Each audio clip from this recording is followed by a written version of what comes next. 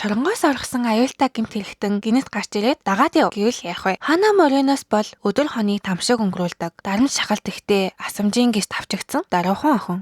Үгнээс нь гарч чадахгүй ганцаарцсан Хана энэ аимшигт амьдралаас нь аврах цагаан морьтой ханхуг мөрөөдөн суудаг. Гэтэл нэг өдөр моцикл унсан галзуу эмэгтэй түүний амьдралыг оронгоор нь эргүүлнэ. Тэр бол шоронгоос оргсон хээвнэг дүрм журмгүй Мичико Маландро. Мичико Ханаг гинэт хулгайлан авч чадах бөгөөд эхэндээ Хана түүнтэй хамт байхыг огт хүсдэггүй. Мичико бол дураараа, чанга дуутай, байнга гай тарж байдаг. Тэднийг үргэлж аюултай нөхцөл байдал руу чирдэг. Гэвч цагдаа, маф, хуучин дайснуудаас зогтон улс орон даяар тэнүүчлэх явцдаа Хана өөрийнхөө өнгөрсөн үеийн үнийг баг багаар олж мэднэ. Учир нь Мичико нэг хүнийг л хайж яваа. Тэр бол Ханагийн сургуу болсон аав Мичикогийн хуучин амраг Хироши Мориноос. Очсон хот бүртэн зодон, уралт Хирошигийн өнгөрсөндөө холбоотой хүмүүс гарч ирнэ. Мичико гаднаа хинээс айхгүй мэд харагдагч үндэ аль хэдийн замхарсан байж мэдэх тусамжтайгаа зуулцаар байгаа нь анзаарагдана. Үүний зэрэгцээ Хана аймхаа сул дорой жаахан охиноос Мичикогийн хажууд мөс зэрэгцэн амьд үлдэж чадах хүчрхэг нэгэн болж хуурна.